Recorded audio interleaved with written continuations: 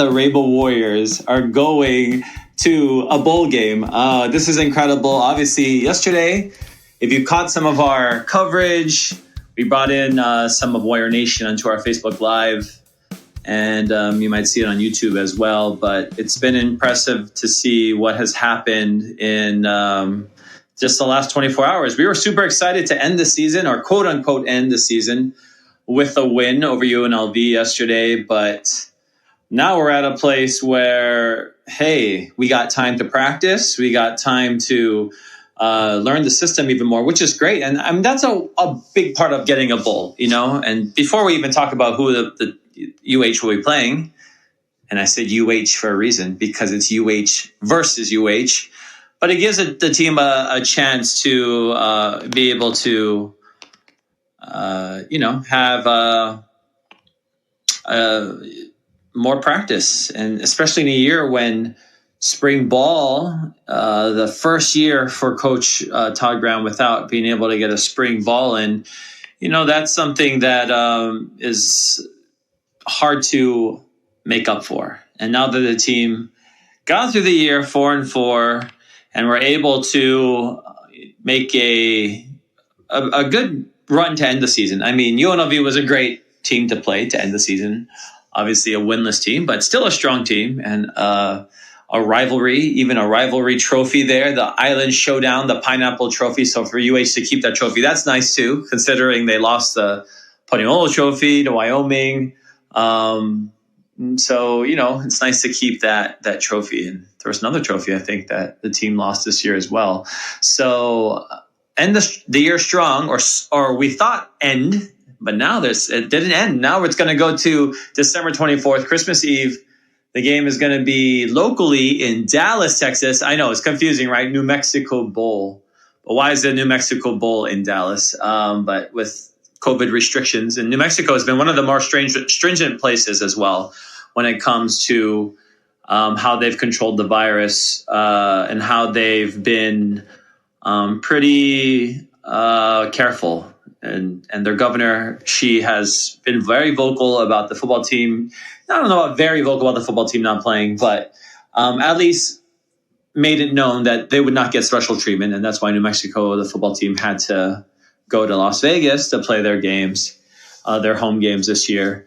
So clearly the New Mexico Bowl, when I saw that, first of all, I was like, why would New Mexico have a bowl when they don't even have games? But it makes sense that they're moving the game to Dallas. It's going to be in Frisco, Texas, which is the home of FC Dallas of MLS. So boo, kidding. LAFC fan here, but I'm going to keep that out of the way, because I'm going to be there in Frisco Stadium cheering on the Bows. Maybe next year I'll be there to cheer on LAFC against Dallas. But the Bows are playing in a cool facility, actually, and one that I'm excited to visit, because the Toyota Stadium also hosts the FCS Championship. So, if you're a North Dakota fan or one of those FCS teams that have played there in the FCS Championship, you probably know a lot about that area. So reach out to us, your fellow Hawaii fans, and tell us what to expect. I'm not sure how long I plan on being there, but the game is on Christmas Eve. So Christmas Day will give us enough time to get home to Hawaii for Christmas Day. So let's see what we can do. I mean, this is all so new. I want to have to figure out the testing even, because with travel to Hawaii, you need to have a positive PCR test. You have to test negative. It's so confusing, right? This is the year where it's like it's positive to be negative. So a negative test is a good thing. And that will allow you to get on the plane, but you need to have the negative result to avoid the quarantine when you get to Hawaii. So for me to do that, you also have to do it on the ground, in that city, or before your last leg, 72 hours before. So you can't get on a plane and test after. You have to go straight to quarantine if you don't have the tests, and it'll make things difficult for people traveling. But the team that University of Hawaii is playing, the University of Houston, the other UH, they're in driving distance. Their fans in Houston, at least locally to Houston, I'm sure they have a bunch of fans in Dallas, in the Dallas area. I mean, that's not a very long drive. We've actually been to a Houston game at University of Houston Stadium. Excuse me. On our Friday Night Lights tour Hawaii sports fans in 2014. We went to Brenham, Texas, and then we went to first of all, we got there on a Thursday. We saw University of Houston play UCF, and that was at University of Houston Stadium. It's a very beautiful stadium. It's IFECU.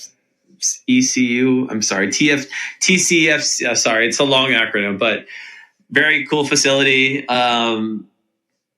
State of the art. Not the materials didn't seem. I mean, it was pretty. It was a very pretty stadium. It seemed like, I think it was a lot of aluminum benches, but still it was pretty cool and like really nice from the outside as well. But the game's not going to be there anyway. I'm just saying University of Houston for sure is one of those places that it's in Texas. So obviously they take football seriously, but they just put some investment into their team's facility. And you've probably heard how well they've been playing recently as well in their conference. So it'll be a tough opponent. They're 3-4 this year, but they've played a very tough schedule. They've played 2 nationally ranked teams. And, they beat Tulane, which is a good team. So this is going to be a tough opponent. But their fans will be able to drive in at least. I've done that drive on that tour. On that same tour, we went to Brenham, Texas. We went to see Houston play UCF on Thursday. Then Friday, we drove to Brenham, Texas, which is like 75 miles outside of Houston. And we went to get ice cream at Bluebell Creamery, and then we went to 2 wineries there, and then we went to a high school football game because it was Friday Night Lights. So it was a cool experience, and that was the kind of fun things we do at Hawaii Sports Fans. But on that tour as well, we saw Dallas play Houston, but the game, ironically, wasn't even in Houston while we were there in Houston. Oh, I'm sorry, I missed out on the Saturday. So on Saturday, we saw UH play Rice. And right there in Houston as well. I mean, Rice and Houston, right next down the street from each other. And then Sunday we saw Dallas play Houston. So we drove from Houston to Dallas. Then when I drove back to Houston, there were like tornadoes in the far distance. So it was kind of crazy, but that's Texas for you. So apparently they're going to have fans, so that'll be great. I'll be there. 20% of the stadium, I believe, I've heard so far, will be allowed in. I saw some deals that they're trying to do with another bowl game in the area, trying to combine, which is smart. They did like some kind of ticket package for 2 bowl games. So they're clearly trying to attract some local fans. And I'm sure, for people that just want to watch football too, I'm not sure what the rules have been in Texas, if they've been playing, having any fans at any of their games, but, fans that want to be there to have a chance to be at a game, especially in 2020, is not something that anyone's going to want to miss, especially when we have, college football that is a pretty high level, and teams that are still, trying to make an identity of themselves. And obviously our team, University of Hawaii, are the team that we've been covering all year and, always do, is one of those teams that is playing with a new head coach and playing with a renewed sense of purpose now after having won that last game. I mean, now the team can have a winning season. The team can finish 5-4, and that would be huge. I mean, 4-4 was great. I mean, no, maybe not great, but good. 4-4 was good. Okay, we did it. 4-4 was all right. Well, a solid first year for a coach, and hard year, obviously, being with COVID.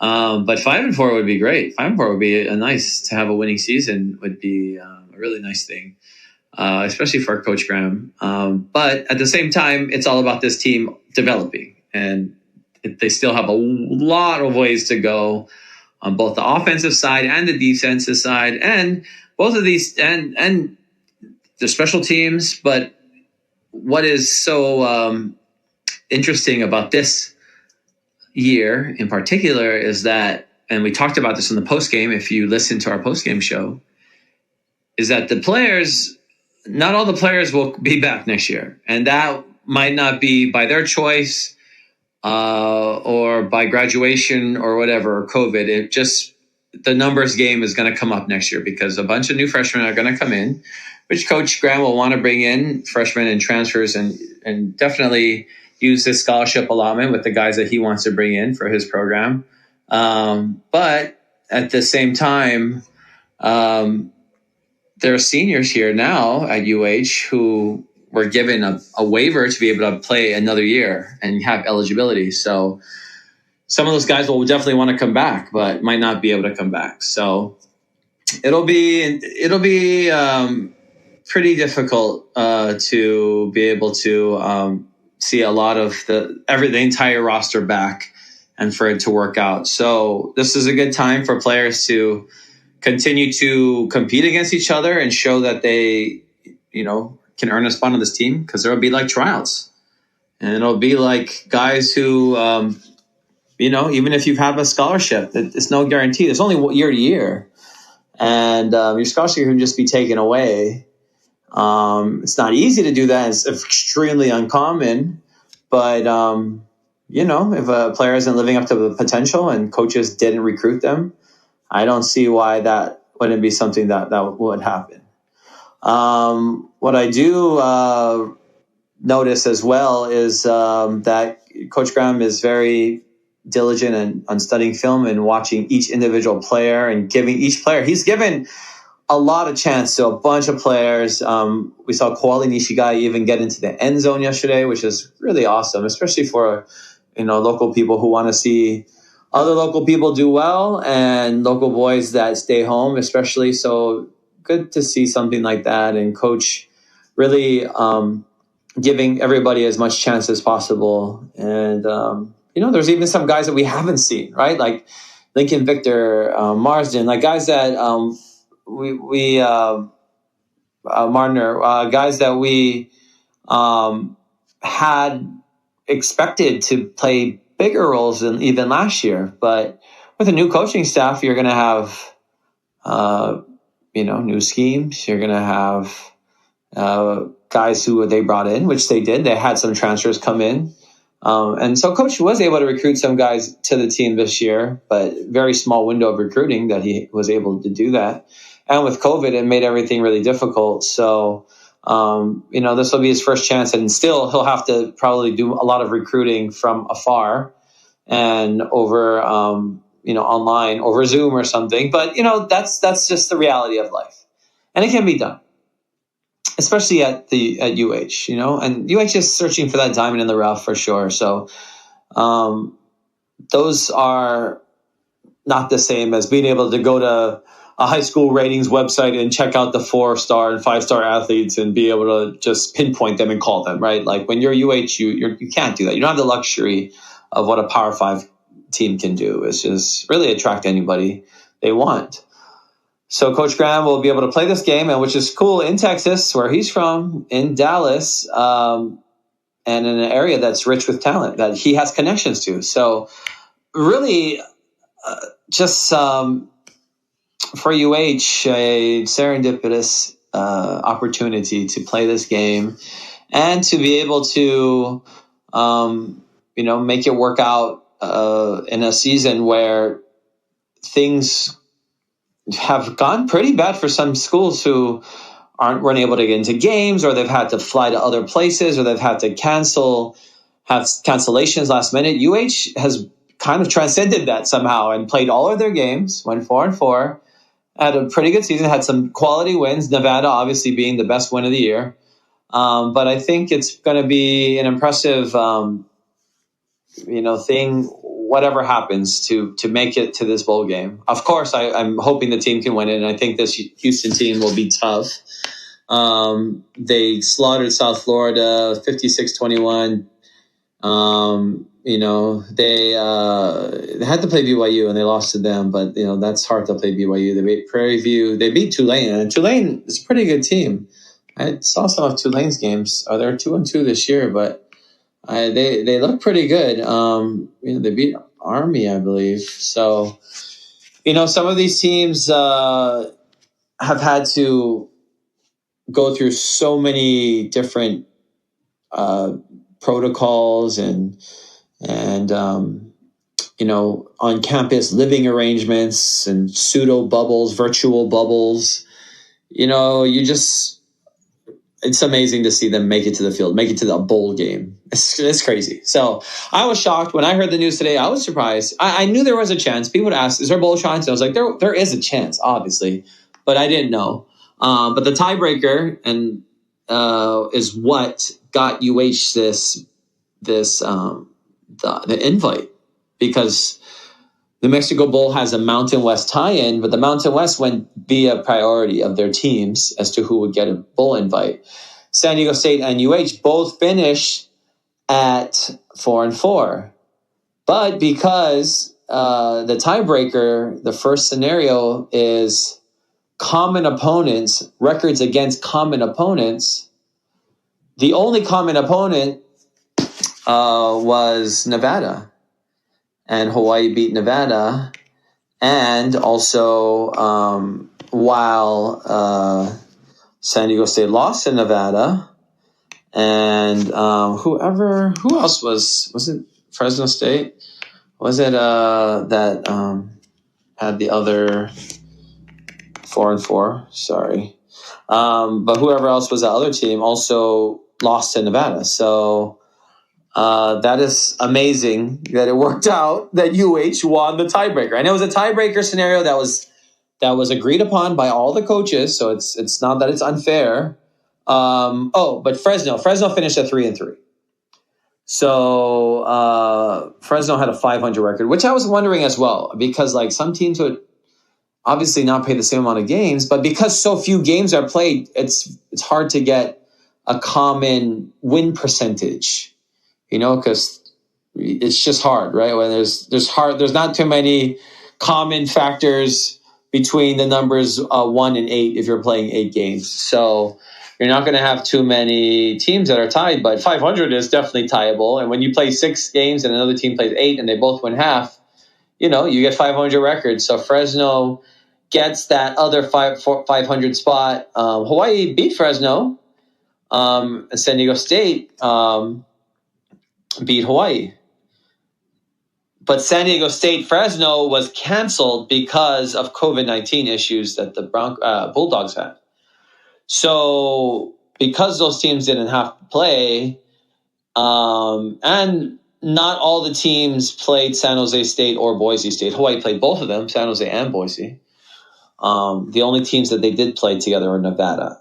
So Fresno and San Diego State lost to Nevada, and Hawaii beat Nevada. So Hawaii won the tiebreaker. How crazy is that, right? And apparently this tiebreaker was set up several months ago during a AD call between the Mountain West. So there shouldn't be any grumblings. This is the way it is. Overall record was used also, too, which is something that is important. They chose overall record rather than conference record because some teams were playing an unbalanced schedule. San Diego State decided they were going to add a non-conference game this year for fun, literally for fun, against Colorado. Well, that backfired because Colorado is a pretty good team, and San Diego State lost to them. Well, that's what made San Diego State 4-4. That's what made them 500. Had they not scheduled that game, they would have been 4-3, and they would have got in. So it's kind of their fault in a way that they ended up this way. But it's just hilarious because San Diego State was a team that we beat last year in the divisional game. Final, the pseudo divisional final championship, and we beat them. We beat them the year before. It's like the tide has changed in our favor against San Diego State, and I feel like we've been cursed against them for the last, my whole life, since the 80s, and I've been watching UH play San Diego State. So it's kind of nice. It's kind of Schadenfreudian as well, but if that's the way to say it, it just feels like I don't know how it worked out. The Aztecs just always are on the opposite end of the butt of the joke, it seems like, the last 2 years. I mean, we beat them in overtime by 1 point. We beat them 14-11 at home to go to the Mountain West Championship game last year. They pound us this year to the regular season, and then we still somehow get a tiebreaker over them. So kind of poetic in a way. San Jose and Boise, on the other hand, the two teams we played, they will be playing for the Mountain West Championship. So that'll be a great game, actually. I'm excited to see how San Jose will do. Of course, some people are very offended in our fan base, in the Hawaii fan base, because of the San Jose tweet that said that you can't spell Honolulu without 3 L's or something, without L's, which is really a crazy tweet to talk trash. But at the same time, go on, San Jose. You're always going to be San Jose. So they run off with a string of championships. Maybe they'll change the name of the game, but really, our record overall, ours being Hawaii versus San Jose, is very, very close. So we just have a slight edge over them. So the rivalry is actually very tight. But recently, it's been Hawaii's, and this year they got the better. But San Jose has a great team. They'll be playing Boise, and we'll be interested to see who wins the Mountain West Championship game. And that winner of that game is expected to be playing in the Arizona Bowl. And the runner-up is now going to another bowl, but nobody knows yet because everybody thought the runner-up would be going to New Mexico or the Potato Bowl. So, man, we're talking bowls. We talk football 2020, and it's been like, are we going to play week to week? And now we're crazy. And Hawaii wins a complicated 3-team tiebreaker to earn a Mountain West and accept the final invitation for our Mountain West team to a bowl. So this is amazing. Mountain West getting 4 bowl slots and Hawaii getting that 4th. So kind of nice. This is a great day for Hawaii fans. This is going to be an amazing game. I'm excited for the game alone. I'm sure we'll be talking about it a lot. So come follow us at HI Sports Fans, at High Sports Fans, however you want to say it, on Twitter and on Instagram. YouTube, youtube.com, Hawaii Sports / Hawaii Sports Fans, Facebook.com / Hawaii Sports Fans. We go live. We'll start going live even more probably. We'll be podcasting here. Check us out, whether you're listening to us right now on Spotify, Apple, or our host right here at Podbean. Give us a ring. Let us know what you think and how we can improve and what you want us to talk about. And there are some shout outs or some shares on social media if you can, because it's been a long year for this company as well. As much as Hawaii Sports Fans has really grown, and I'm excited personally as the founder of Hawaii Sports Fans, Wayne Coito, to really get excited for the future. Still, I'm still very excited for what's to come. It's been a tough one, and I'm just glad that so many of you have been reached out and helped myself and all the guests just have a great time on our lives, on our podcast, and whatever we've done. I mean, it's been so fun creating content, and we're just getting started. So stick around for all of that. Thanks for joining us on this very special Hawaii Sports Fans breaking news edition of the podcast. And hopefully it sounds good because this is my first time doing this. But we'll talk to you folks later.